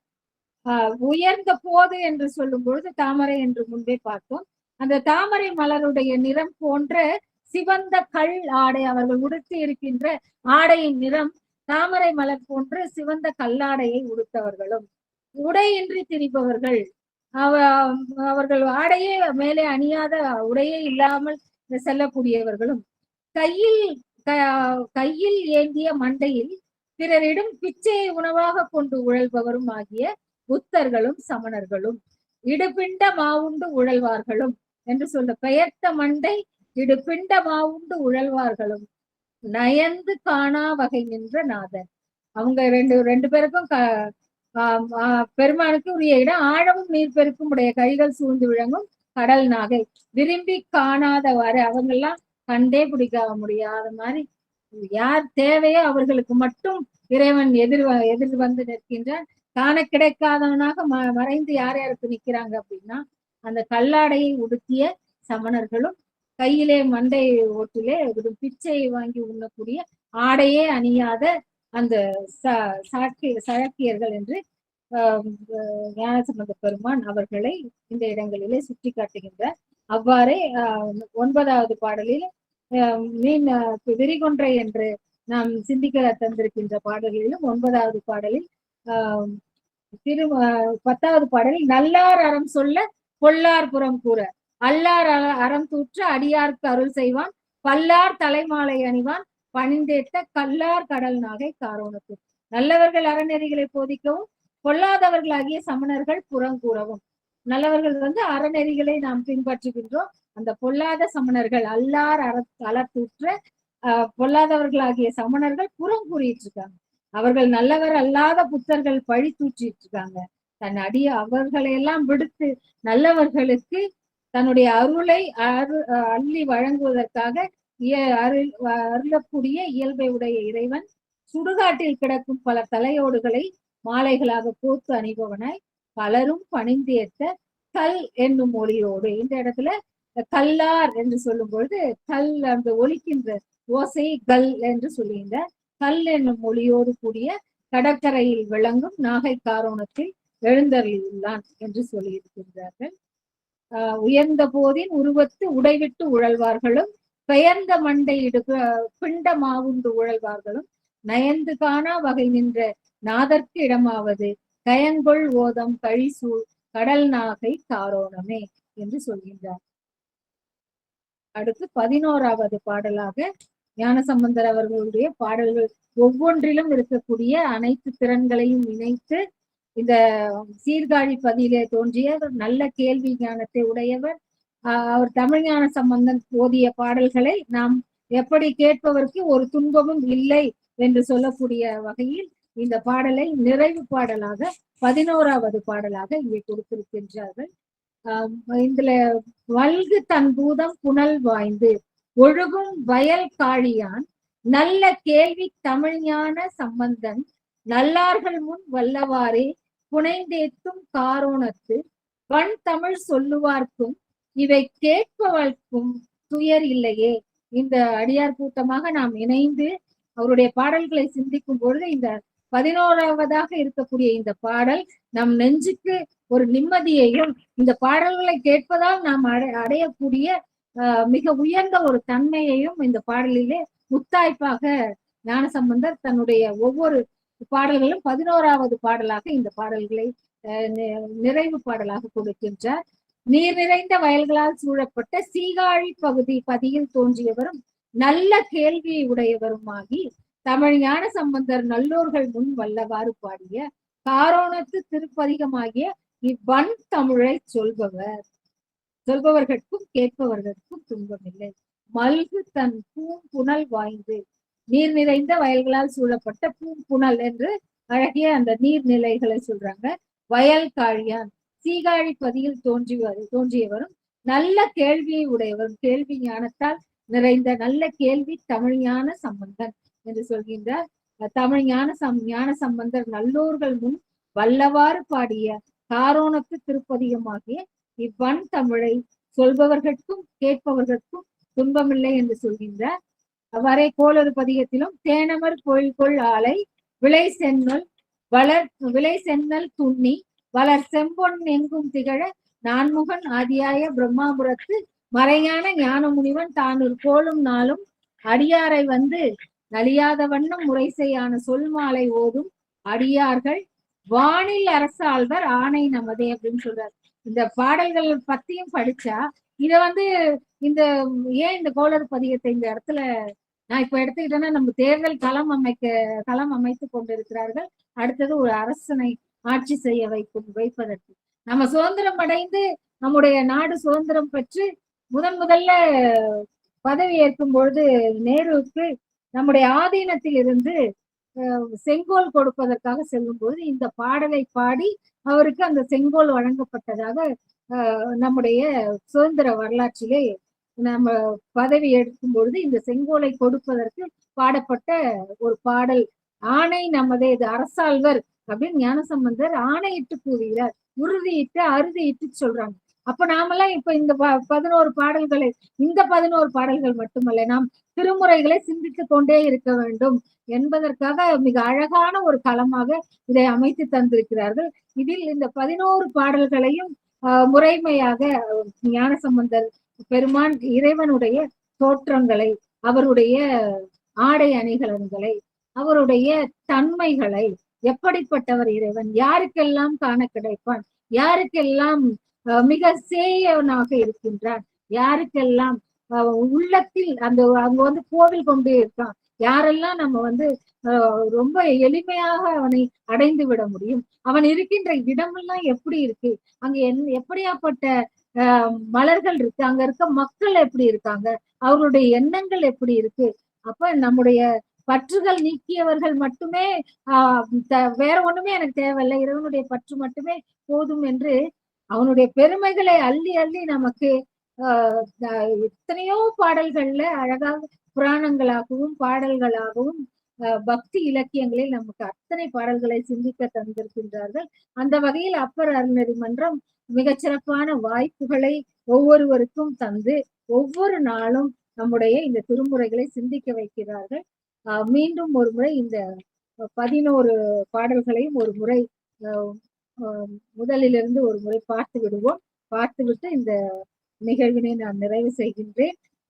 ஒவ்வொரு பாடலுமே இதே போல மற்றொரு எந்த திருஞான சம்பந்தருடைய பாடலை நாம் எடுத்துக்கொண்டாலும் அது மற்றொரு பாடலோடு நம்ம அந்த எண்ணத்தோட அப்படியே இன்னொரு பாடல் என்று அந்த சொற்கள் நம்மளை எங்கெங்கயோ வெப் அப்படின்னு சொல்றாங்களா, வலைத்தளம் போல எல்லாம் நம்மள ஒன்னோட ஒண்ணு அப்படியே பிணைந்து நம்ம அடுத்து அப்படியே எண்ணத்துல வந்து விழுந்துகிட்டே இருக்கும். உன்னை எடுக்கங்காட்டியுமே பணம் என்ற மெஷின் மாதிரி இப்ப இறைவன் வந்து நமக்கு அப்படி தங்கத்தை அள்ளி அள்ளி கொடுப்பது போல அருளை அள்ளி அள்ளி கொடுக்கின்றார். அந்த அருளை எல்லாம் நம்ம அப்படியே எப்படி தாங்கிறதுனே நமக்கு தெரியல. இறைவன் தருகின்ற அருளை தாங்கி கொள்வதற்கு இந்த பூத உடல் போதுமா அப்படின்னு தெரியல.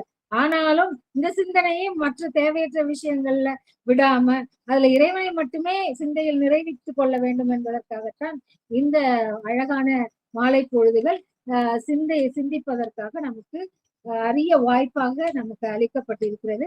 அந்த வகையில் பூனல் திங்கள் குறுங்கண்ணி கான்ற அந்நடுவெண்ணிலா ஏனல் பூத்த மராங்கோதையோடும் விராவும் சடைவான நாடன் அமரர் பெருமார்க்கு இடமாவது காணல் வேலி சூழ் கடல் நாதை காரோணமே.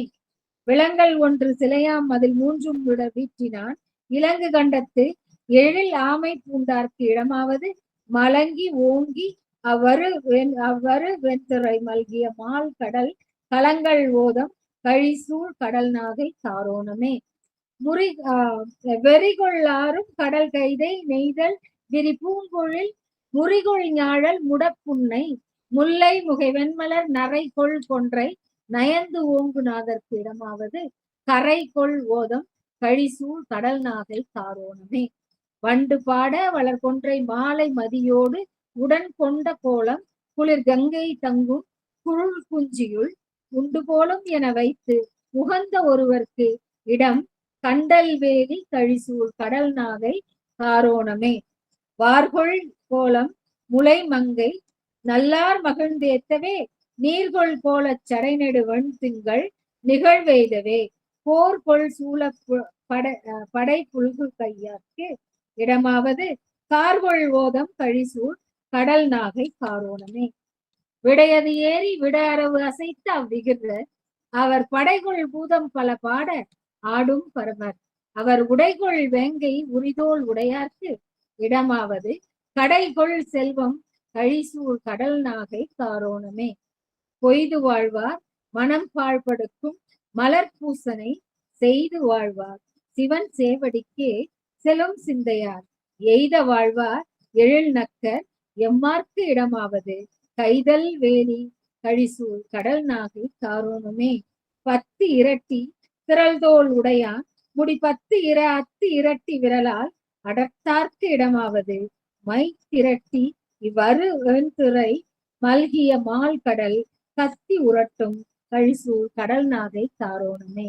நல்ல போதில் உறைவானும் மாலும் நடுக்கத்தினால் அல்லராவர் என நின்ற பெம்மார்க்கு இடமாவது மல்லல் ஓங்கி இவ்வாறு வெண்திரை மல்கிய மால்கடல் கல்லல் ஓதம் கழிசூழ் கடல் நாகை காரோணமே.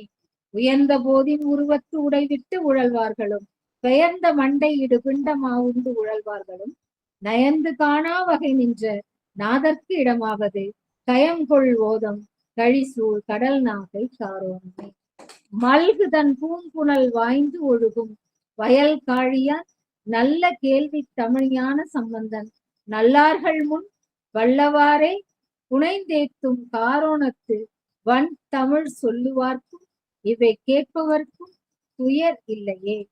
இந்த பாடல்களை எதிர்காரும் இங்கே அமர்ந்து மிக இறைவனை சிந்தித்து அனைவரும் தங்கள் உள்ளத்தில் இந்த பாடல் வரிகளை கேட்கும் பொழுது உங்கள் உள்ளங்களிலும் ஞானசம்பந்தருடைய பாடல்களும் திருநாவுக்கரசருடைய பாடல்களும் தேவார மூவர் பாடல்களும் மாணிக்கவாசகர் பாடல்களும் படையெடுத்திருக்கும் என்பதில் எல்லளவும் ஒரு சந்தேகமே இருக்க முடியாது. ஏன்னா இறைவனை சிந்தித்துக் கொண்டே இருப்பவர்களுக்கெல்லாம் இந்த பாடல்கள் அத்தனை எளிதாக நமக்கு உள்ளத்திற்கு வந்து தோன்றும் என்பதில் ஐயமில்லை. இறைவன் தோன்றுவதை விட திருநாமங்கள் அப்படின்னு சொல்லுவாங்க.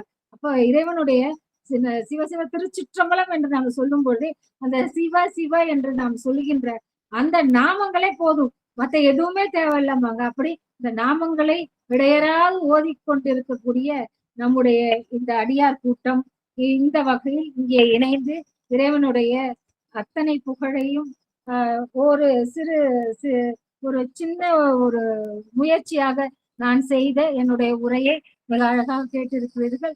அந்த அளவில் இந்த அவையில் இணைந்த அனைவருக்கும், இதை சிறப்பாக நெறியாளுகை செய்து கொண்டிருக்கக்கூடிய கோமல் ஐயா அவர்களுக்கும், இதன் இயக்குனராக இருக்கக்கூடிய நம்முடைய சாந்தா அம்மையார் அவர்களுக்கும் என்னுடைய சிரம் தாழ்ந்த நன்றிகளையும் வணக்கங்களையும் தெரிவித்துக் கொண்டு இத்துடன் என்னுடைய உரையை நிறைவு செய்கிறேன். நன்றி, வணக்கம் அம்மா.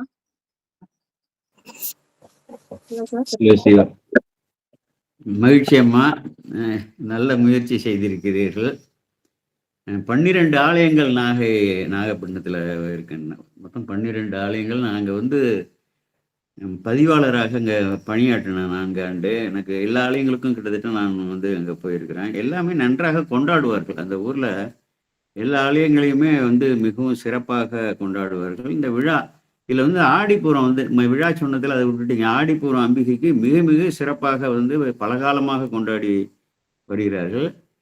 அதை வந்து காயாரோகண சாமி என்பதோட அங்கே உள்ளவர்கள் நீலா கோயில் என்று தான் அழைப்பார்கள். அந்த நீலாதேவி அம்மனுக்கு அவ்வளவு ஒரு சிறப்பு செய்து ஒரு தாயாக வைத்து போற்றுவார்கள். அதிபத்தர் நாயனார் அவருக்கு அங்கே ஒரு சிறு சன்னதி கூட இருக்கு. ஒரு அற்புதமான ஆலயம். அதெல்லாம் நன்றாக விளக்கினீர்கள். இந்த திருப்பதிகத்தை வந்து சுட்டும் பொழுது நீங்கள் பாடல் என்றுதான் நீங்க ஒரு பலமுறை அப்படிதான் சொல்றீங்க. பாடல்னா ஒரு பாடலை வந்து சொன்னோம்னா பாடல் 10 வல்லார்னு சொல்லியிருக்காங்க. பொதுவாக வந்து திருப்பதிகம் என்று தான் வந்து சொல்லணும். அது கொஞ்சம் பார்த்துங்க. நம்ம போய் சனி பகவான்னு சொல்லக்கூடாது. சாதாரண கிரகத்தை போய் பகவான்ங்கிறது என்னன்னா இறைவனை மட்டும்தான் குறிக்கும். பரமன், பகவான், பரமேஸ்வரன் அந்த இதில் வரும் திருப்பழனத்தில். எமையாளும் பரமன், பகவான், பரமேஸ்வரன் சொல்லும்போது பகவான்னா சாமியை மட்டும்தான் குறிக்கும். பொதுவாக வந்து அதற்கு என்னன்னா கடவுள், குரு, சிவன், முனிவன் என்றெல்லாம் கூட பொருள். அப்போ நம்ம வந்து இந்த இடத்துல உயர்ந்த பொருளை தான் எடுத்துக்கொள்ள வேண்டும். நம்ம அதாவது வேறு இடங்கள்ல வரும்போது குருவுக்கும் வந்து குறிக்கும், முனிவருக்கும் குறிக்கும். இந்த இடத்துல வந்து இறைவனை வந்து சுட்டும் பொழுது பகவான் என்பது இவருக்கு தான். குரு பகவான், சனி பகவான் இதெல்லாம் வந்து தப்பு. அந்த கிரகத்துல வர குரு பகவான்னு சொல்றேன். அதை நம்ம வந்து இனிமே அதை கொஞ்சம் தவிர்க்கலாம். நம்ம அந்த புண்டரீக முனிவரை வந்து ஆரோகணம் பண்ணி தன்னோடு வந்து இணைத்து கொண்டாருன்னு என்று சொல்லிதான். அதனாலதான் காயாரோகணம்னு சொல்லுவாங்க. அதெல்லாம் சிறப்பாக வந்து சொன்னாங்க. பகவான் என்பதற்கு இறைமை குணம் 6 உடையவர். என் குணத்தை 6 வந்து சுருக்கி சொல்லுவாங்க இன்னைக்கு. அதுபோல இறைமை குணங்கள் 6 உடையவர் என்று கூட சொல்லுவார்கள்.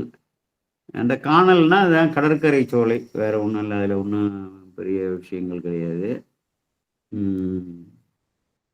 அடுத்தது இலங்கை கண்டத்துங்கும்போது எழிலாமை பூண்டாருக்கு இடம் என்று சொல்லி கண்டத்துல வந்து ஆமையை பூண்டாருன்னு சொல்றீங்க. என்போடு கொம்போடாமை இவை மார்பிலங்க என்று பொதுவாக இருக்கிறது. மார்பில சூடுவார்னு ஆனா ஞானசம்பந்த பெருமானே ஆமை தாளியார்னு ஒரு இடத்துல சொல்லியிருக்காரு. அது எனக்கு நினைவுக்கு வந்துட்டு, என்ன அப்படி கழுத்துல இலங்கை கண்டத்துன்னு சொன்னா அங்க வந்து மை இலங்கை கண்டத்து என்று தானே நம்ம எடுக்கணும் அப்படின்ட்டு நினைச்சேன். ஆமை தாளியார்னு ஞானசம்பந்த பெருமானே வேறு ஒரு இடத்துல குறித்த அந்த குறிப்பு எனக்கு நினைவு வந்தது. அதையும் அந்த ஆமை ஓட்ட கூட இப்படி அணிந்திருக்கிறார் என்று சொல்லி எடுத்துக்கொள்ளலாம். அது வந்து சரிதான். அப்போ இலங்கை கண்டத்துங்கும்போது அந்த கண்டத்துக்கு வந்து பொதுவாக வந்து சிறப்பாக குறிப்பது மையிலங்கு கண்டத்துன்னு அந்த மையை வருவித்து கொள்ள வேண்டும். விடக்கரையை வந்து வருவித்து கொள்ள வேண்டும்.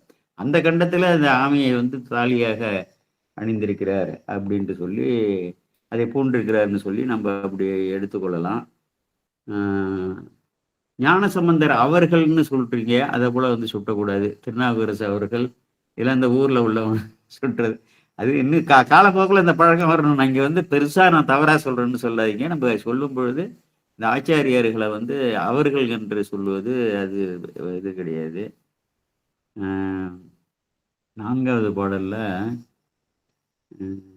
அந்த குருள் குஞ்சு, அதாவது இந்த முடியல சுருண்ட முடியல கங்கையை வந்து வைத்து உகந்த அது ஐயரும் வண்ணம், அதாவது அறியாத வண்ணம், பிறர் அறியாத வண்ணம் அந்த சுருள் குஞ்சியில அந்த சடாமுடியில வைத்து உகந்தாருக்குன்னா உமையம்மைக்கு தெரியாம வைத்து மறைச்சு வச்சிருக்காருல்ல, அப்படிப்பட்டு உகந்தார்னா மகிழ்ந்தார்ன்ற அந்த ஒருவருக்கு என்பதை வந்து விளக்கி சொல்லணும். ஒருவன் என்னும் ஒருவன் காண என்ற இவர் ஒருவர் தான் கடவுள். அந்த ஒருவர்னு சொல்லுவதனாலே அது ஒரு சிறப்பு சொல்ல. நம்ம அது இந்த வரியோட அந்த அடியோட வந்து அடியாக அதை கொண்டு போகாம அதே போல சிறப்பு சொற்கள் ஒருவன்னா ஒரே பெருமான் தான் என்று சொல்லி அப்படிப்பட்ட ஒருவருக்கு இந்த இதை வந்து சுட்டும் பொழுது கங்கையை வந்து சூடிய ஒருவருக்கு அப்படி என்று கூட எடுத்துக்கலாம்.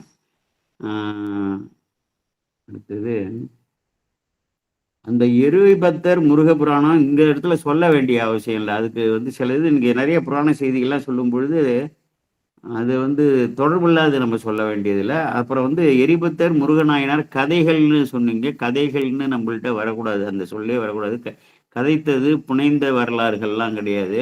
புராணம் என்பதற்கு பழமையான வரலாறு என்று தான் பேர். பெரிய புராணம்னு சொல்லியிருக்கேன்னா ஏதோ வந்து புனைந்த கதை என்று அப்படி ஒரு எண்ணம் வந்துடும். அப்படி வந்துடக்கூடாதுங்கிறதுக்கு தான் வந்து பழமையான வரலாறு என்பது தான் அதுக்கு வந்து சரியான பொருள். அதனால கதை, ஞானசமுத்திர கதை, காரைக்காலமையார் கதைன்னு நம்ம வந்து அது சொல்லக்கூடாது. இது எதிர்காலத்தில் இதெல்லாம் கருத்தில் வந்து வச்சுங்க.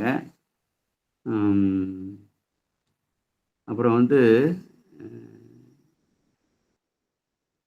5வது பாடல்ல வந்து வார்கொள் கோலம் முளை மங்கை நல்லார் மகிழ்ந்தேத்தவேன்னு தருமபுரம் உரையில அம்பிகைன்னு சுட்டியிருக்காங்க. அம்பிகைன்னு அங்க சுட்ட வேண்டிய அவசியம் என்ன? ஏன் வலித்து அங்க பொருள் சொல்லணும்? வார்கொள் கோலம் முளை மங்கை நல்லார் மகிழ்ந்தேத்தவேன்னா கச்சணிந்த அழகிய தனபாரங்களை உடைய மங்கை நல்லார்கள், அந்த நாகப்பட்டினத்துல வாழக்கூடிய மங்கை நல்லார்னு பொதுவாக தானே சொல்றாரு. அப்போ வந்து அங்கே இருக்கக்கூடிய பெண்களால் வந்து போற்றி பரவக்கூடிய என்று அப்படி பொருள் எடுத்தால் தானே சிறப்பாக இருக்கும். அது வந்து அவங்க தருமபுரத்தில் உமை நங்கைன்னு அதை வருவித்து அவர்கள் வந்து சொல்லியிருக்காங்க. உமைங்கிற வார்த்தையும் இல்லை, வேற ஒன்றும் இல்லை. மங்கை நல்லார்னு ஒரு பொது சொல்லாவையும் இருக்கு இல்லையா? அதனால வந்து அந்த ஒரு நல்ல இறை வழிபாட்டிலேயே சிறந்து இருக்கக்கூடிய மங்கை நல்லார்கள்லாம் வந்து அங்கே மகிழ்ந்து பெருமானை வந்து போற்றி பரவக்கூடிய அப்படி வந்து எடுத்துக்கொள்வது சரியா இருக்கும்னு நினைக்கிறேன். சரி, அடுத்தது வந்து கடைகொள்ளுங்கும் பொழுது எல்லையில் செல்வம்னு அர்த்தம். கடைங்கிறதுக்கு எல்லை என்று ஒரு பொருள் அந்த இதுலயே போட்டிருக்காங்க. பாலூர் கண்ணப்ப முதலியாரோட அந்த இதுல அகராதிலையும் போட்டிருக்காங்க. கடைன்னு சொல்றதுக்கு வந்து எல்லை இல்லாத செல்வம். கடைகள் செல்வம்னா இவங்க மீனுன்னு எதுக்கு வந்து தருமபுரத்தில் அவங்க எழுதினாங்க? கடல்ல இருந்து மீன் செல்வம் தான் நமக்கு கிடைக்குதா? கடல்ல இருந்து உப்பு கிடைக்குது. அது வந்து இன்னும் இந்த என்ன ஒயிட் கோல்டுன்னு சொல்லுவானுங்க. இப்போ அது வேதாரணி இதெல்லாம் பார்த்தீங்கன்னா அப்படி வந்து பொருள் செல்வத்தை கொடுக்கக்கூடியது. கடல்ல வந்து இவங்க மீன் அது ஏன் அப்படி எழுதுனாங்கன்னு தெரியல. எவ்வளவு வந்து அதுல முத்து கிடைக்குது, பவளம் கிடைக்குது, எல்லை இல்லாத வந்து உயர்ந்த பொருள்கள்லாம் செல்வங்கள்லாம் சங்கு எல்லாம் இருக்கு இல்லையா, மணிகள் எல்லாமே கிடைக்குது இல்லையா? அதனால வந்து மீன்கள்னு மட்டும் எடுத்துக்கொள்ள முடியாது. எல்லையில்லாத செல்வங்கள் வந்து கடலை நம்பியே வந்து கடற்கரையில் உள்ளவர்கள் வந்து வாழ்கிறாங்கல்ல, அந்த கடல்ல கிடைக்கக்கூடிய மீன்லேருந்து தொடங்கிய அனைத்து பொருள்களையும் வைத்து அதிலிருந்து வந்து அந்த செல்வங்களை வைத்து அவர்கள் வந்து உண்டு